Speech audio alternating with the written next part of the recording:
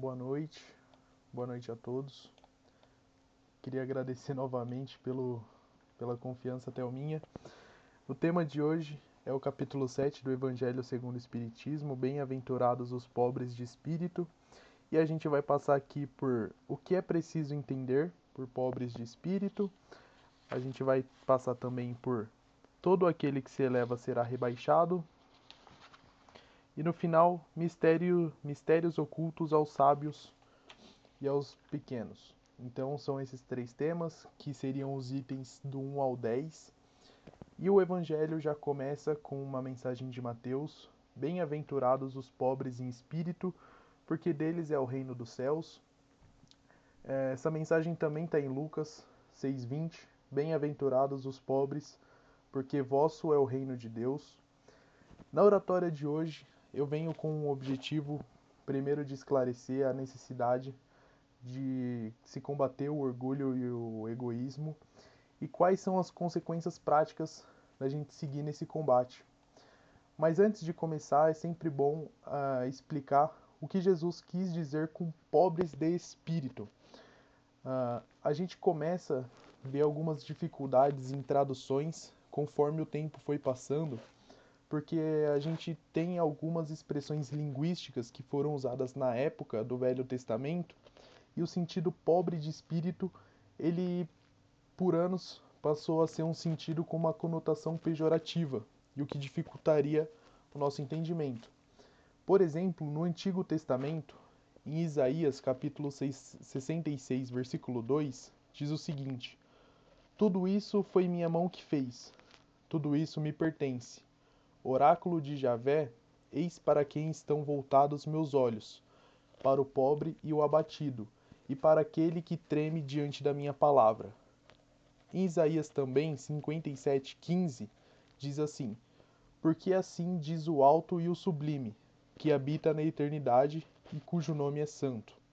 Num alto e santo lugar habito, como também com o conflito e abatido de espírito, para vivificar o espírito dos abatidos e para vivificar o coração dos contritos. Então essa é a versão da Bíblia de Jerusalém, que é uma tradução de um texto hebraico.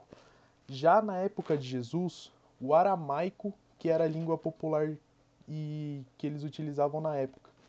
E o abatido, no texto de Isaías, ele se falava em um sentido do pobre estar envergado, dele estar cansado, dele estar combatido.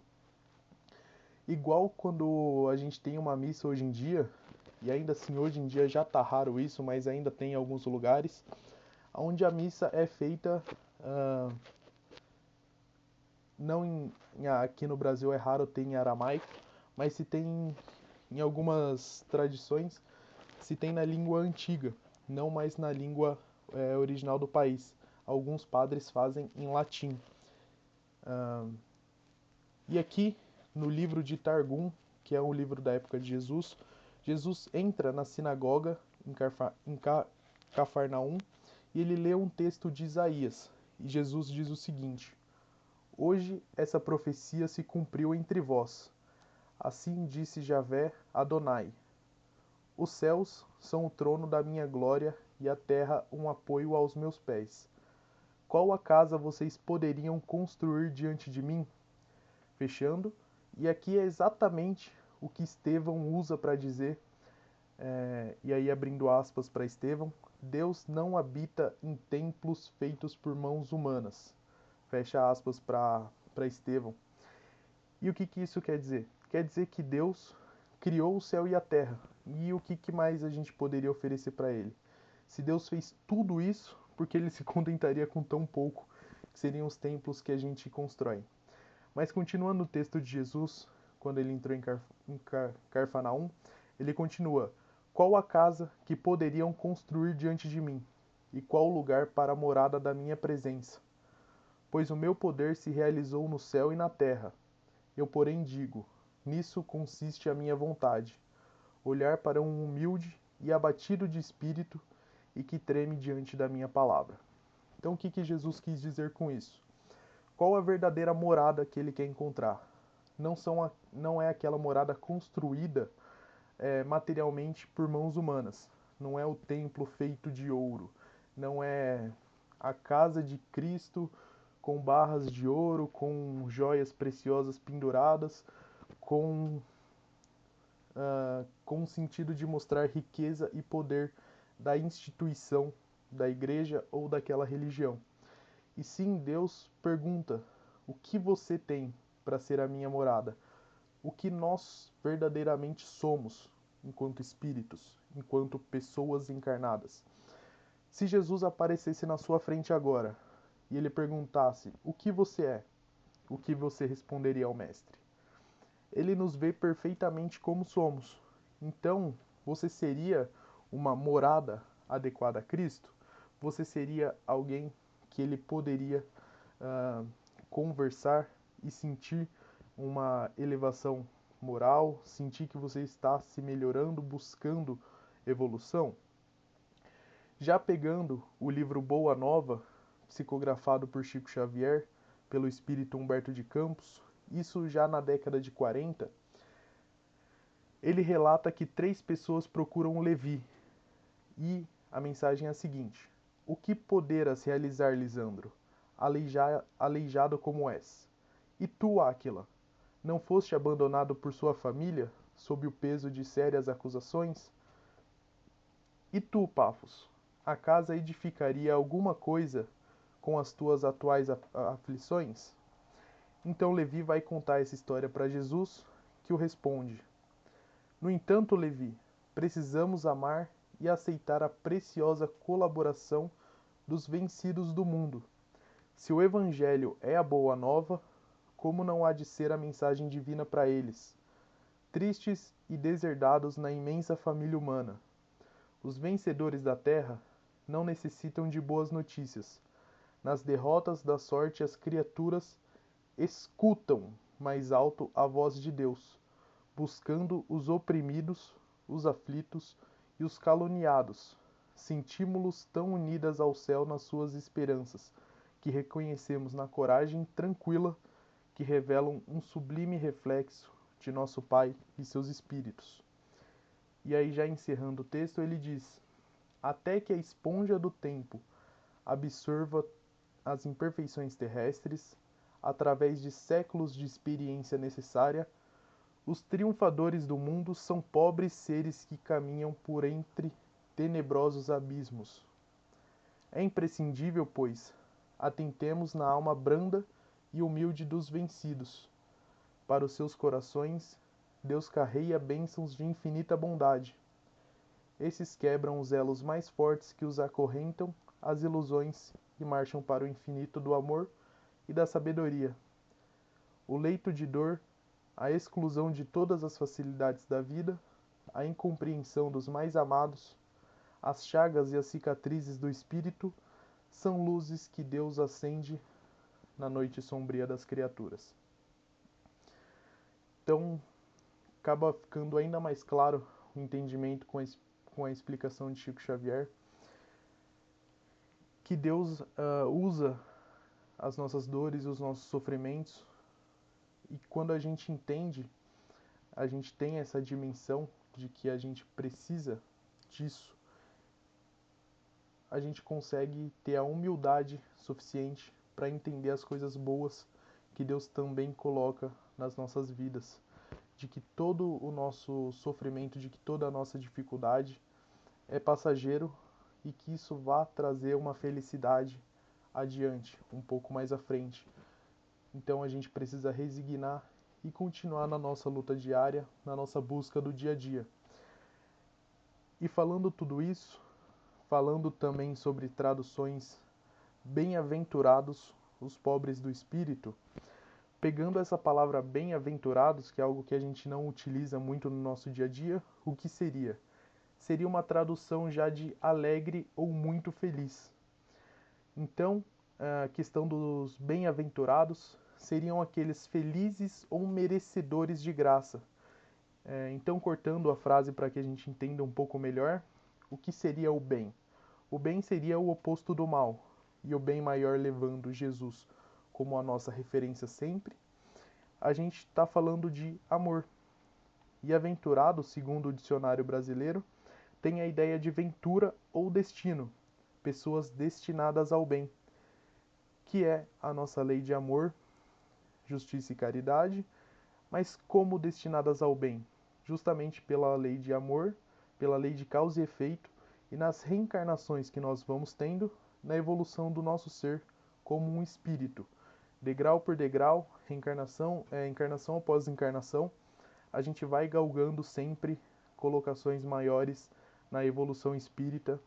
Inclusive, na questão 101 no Livro dos Espíritos, tem a escala espírita, onde a gente consegue ter uma dimensão, sendo honestos e sinceros conosco mesmo, fazendo uma reflexão, a gente consegue entender em qual grau estamos. Então, os pobres de espíritos seríamos todos nós, a gente que entende que estamos nesse meio de processo de nos tornarmos felizes em toda a plenitude do nosso espírito, aqueles que entendem a sua inferioridade moral e que a gente tem certeza que a gente precisa de Cristo em nossas vidas para que a gente seja melhor e que sem o Pai Eterno nós não somos nada. Ele é a nossa força de cada dia. O bem-aventurado é aquele que quando Deus sopra, ele se encurva, porque dele é o reino dos céus. Mas como eu disse no começo, algumas palavras elas vão se perdendo e a gente vai deixando de compreender. Como, por exemplo, humildes.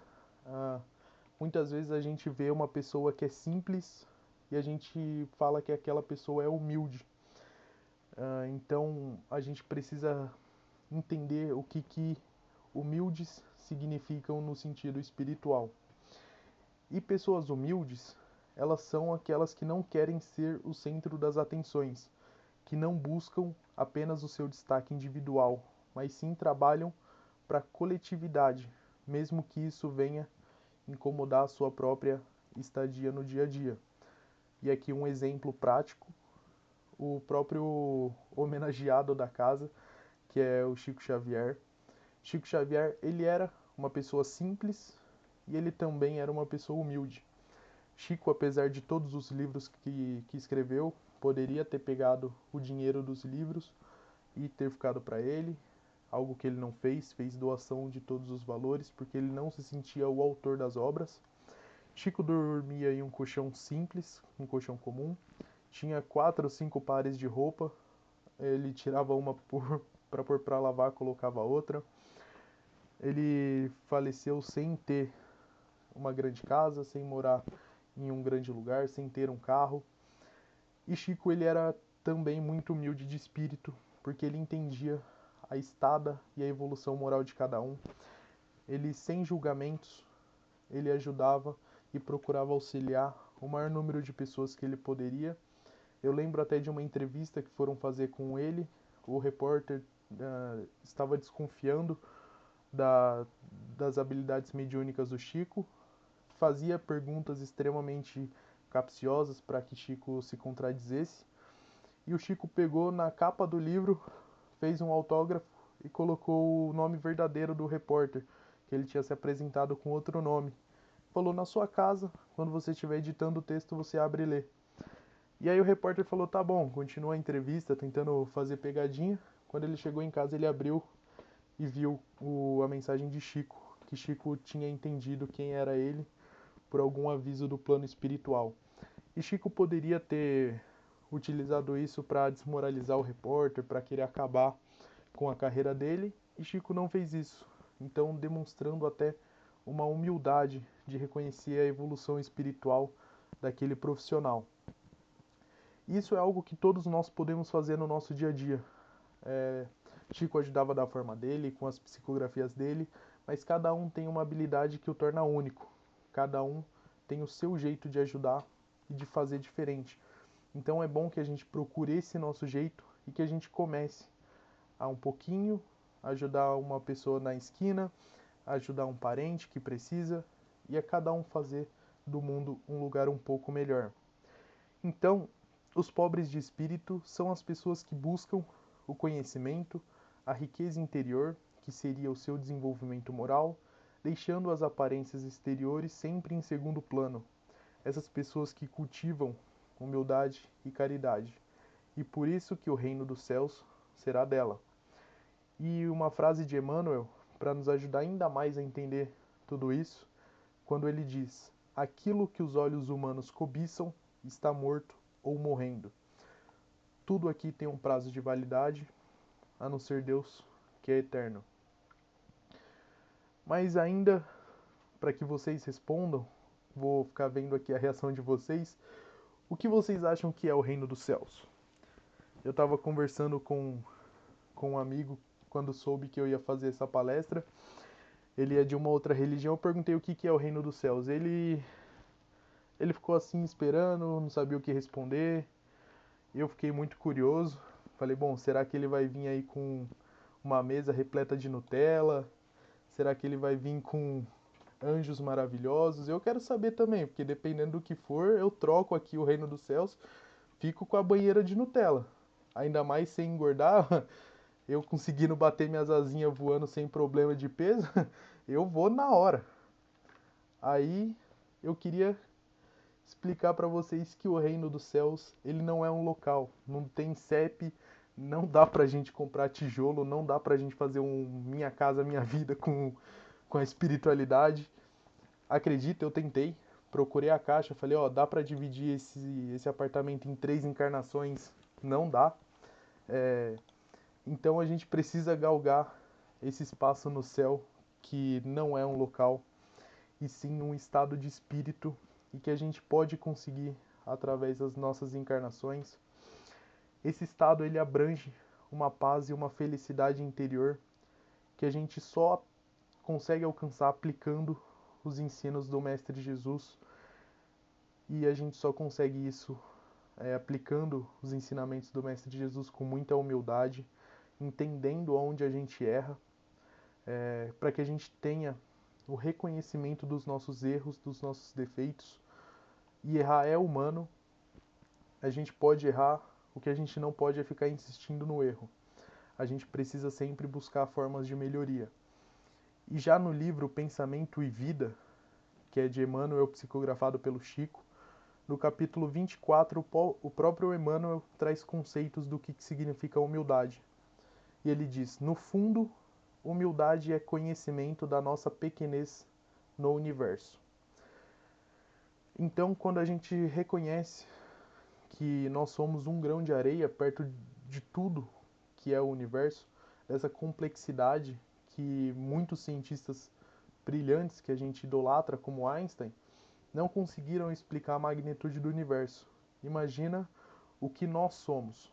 Nós somos um ser entre 7 bilhões de seres em uma das 3.000 espécies classificadas pela ciência que vivem em um pequeno planeta que gira em torno de uma estrela anã, dentre uma de bilhões de galáxias possíveis que existem no nosso, não só no nosso sistema solar, mas na nossa galáxia. Então, ao dizer que o reino dos céus é para os simples, Jesus também ensina que ninguém será nele admitido sem a simplicidade e humildade de coração para a elevação do espírito. Então, isso seria ser humilde de coração, ser um pobre em espírito, seria um espírito humilde que reconhece as suas fraquezas, os seus defeitos e que está em busca da melhora. Já a próxima parte do Evangelho, que é mistérios ocultos aos sábios e aos prudentes, pode parecer estranho quando alguém vai ler a passagem em que Jesus dá graças ao Pai por o Pai esconder os conhecimentos dos sábios da época. Então, naquele tempo, Jesus responde: graças dou a ti, Pai, Senhor do céu e da terra, porque escondestes essas coisas aos sábios e prudentes, e revelastes aos simples e pequeninos. Então, de primeira, muitas pessoas podem não entender por que Jesus fez isso. É que sábio naquela época, como a gente já viu alguns erros de interpretação para os dias atuais, sábio naquela época tinha uma conotação de sabichão, onde estava ligado muito mais ao orgulho de possuir algum conhecimento intelectual, mas que não necessariamente significa sabedoria. E a gente só toma posse do conhecimento intelectual quando a gente consegue se posicionar com humildade perante a vida e as leis que a regem. E só assim a gente consegue transformar a sabedoria, a informação intelectual que nós temos. Não adianta a gente estudar toda a codificação espírita e os evangelhos se a gente não aplica esses valores e ensinos para modificar o nosso comportamento. Então a gente não seria nada mais que um hipócrita, principalmente quem está aqui na posição de orador. Muitas vezes a gente pode parecer que todo certinho, né? Falar, não, é bom a gente evoluir, buscar melhorias. E se a gente mesmo não procurar essas melhorias, os espíritos ao nosso redor vão olhar e vão falar, beleza, você é um belo de um hipócrita que está falando bonito, mas que não está fazendo nada. Então a gente precisa também entender esse ponto. A gente precisa também ter a visão de toda a vida que está nos rodeando e que ela precisa ser reavaliada, e para isso a gente precisa cultivar dentro de nós tanto a humildade quanto a fé raciocinada, aquela fé inabalável. E é justamente isso que o Espiritismo, como filosofia ou como religião, ele vem confirmar a teoria pelo exemplo, mostrando que os grandes no mundo dos espíritos são os que foram pequenos na Terra, e que frequentemente os que foram grandes e poderosos, na verdade, são bem pequenos. A doutrina dos espíritos, ela nos mostra racionalmente a necessidade da gente combater o orgulho. Demonstra através da reencarnação que tudo que a gente planta a gente vai colher. Como eu disse na minha palestra anterior, o que a gente planta a gente colhe, graças a Deus. Então, se nós elevarmos através do orgulho, nos colocando acima dos nossos irmãos de vida, nós vamos ser rebaixados no mundo espiritual. Me lembra até uma outra história eu não lembro quem conta, eu não lembro se é o Divaldo, se está em algum livro de Chico, que tem um senhor que ele sempre frequentava uma casa espírita e ele sempre sentava no último banco. E aí a palestra ia, o orador sempre se exaltava, se colocava como um grande conhecedor, um grande intelectual, e eles se reencontraram na vida após a morte. E aí o espírito que sentava sempre ao fundo estava bem vestido, estava bem aparentado, já o orador ele estava com uma aparência de sofrida. E o assistido foi até ele e perguntou ao orador: Nossa, o que aconteceu? Eu sempre te procurei aqui, você falava muito bem, eu prestava atenção nessa e nessa palestra, e o orador ficava pensando: Nossa, de onde eu conheço esse cara? E aí ele teve o estalo e lembrou, falou: Nossa, era aquele senhor que sentava na última cadeira, e ele entendeu tudo o que eu disse enquanto palestrante, enquanto orador, falei e não pratiquei nada. Então, essas coisas a gente pode tomar como lição de quem se exalta acaba se rebaixando no mundo espiritual. E assim, a consequência da lei de ação e reação será também de nos rebaixar em futuras reencarnações, não em colocações espirituais, mas em problemas e dificuldades. E justamente surgem as dificuldades que a gente não entende porque que a gente está tendo hoje, mas tem a sua origem em nossos atos pretéritos, nossos atos anteriores. Os grandes no mundo material, que algum dia poderá ser um de nós, também devem agir com humildade e simplicidade, tratando todos aqueles que dependem hoje de nós com respeito e misericórdia, fazendo jus à responsabilidade que Deus concedeu, que seria o dinheiro. Quem tem mais poder aquisitivo deveria agir com misericórdia e tratando com respeito cada um. E Jesus, que o reino de Deus não vem com aparência exterior, ele quer dizer isso, e aí eu faço um parênteses de entendimento meu. Esses templos e igrejas maravilhosos, feitos a ouro, não passam de devaneios do ser humano. Deus não quer nada disso. Para ele, acredito eu que ele olhe isso apenas como egoísmo e como o ego sobressaindo de alguns figurões das igrejas. Eu conheci apenas uma estrela que veio aqui para o planeta Terra, e essa estrela que veio para cá veio com vestes simples, sem reino, sem castelos, que dizia que o reino dele não era deste mundo e que no final ele acabou sangrando como todos nós. E é sempre ruinosa a preocupação por demonstrar pompas e números vaidosamente nesses grupos de fé. Esses grupos, com toda a mídia a seu favor, eles sempre fazem questão de nos dizer só o que é superficialmente, bem superficial, isso que acaba nos sufocando. E todas as terças, aqueles que eu vejo o rosto e conheço de longas terças, vêm conhecer as boas novas de Cristo, e é um sopro de alívio do que ficar se afogando nesses copos de água que eles nos dão e que a gente foi colecionando durante todo o tempo sobre o que é Deus e o que é religião. E a gente tenta fazer a ciência tenta fazer todas as contas para explicar Deus, e essa conta nunca fecha. E o meu questionamento é: será que essa conta não fecha porque ela não tem resposta, ou porque a resposta não cabe nessa conta? Então, será que a gente inventou Deus só porque a gente precisava acreditar em algo eterno? Ou que no fato do infinito não caber na conta, a gente acabou se contentando com a invenção do zero? Lembrando que a ausência do bem já é o mal. E sempre que a gente vem com essas dúvidas, a gente não deve largar essas dúvidas, a gente deve se questionar sobre elas, porque muitas vezes a gente vem com muitas perguntas, e a gente tenta só fechar uma porta. Você quer fechar a porta, e a porta não fecha. E justamente fica uma fresta aparecendo com uma luz saindo. E a gente fica tão preocupado com as nossas perguntas que a gente não presta atenção na fresta. E a gente não vê que alguém está batendo na porta.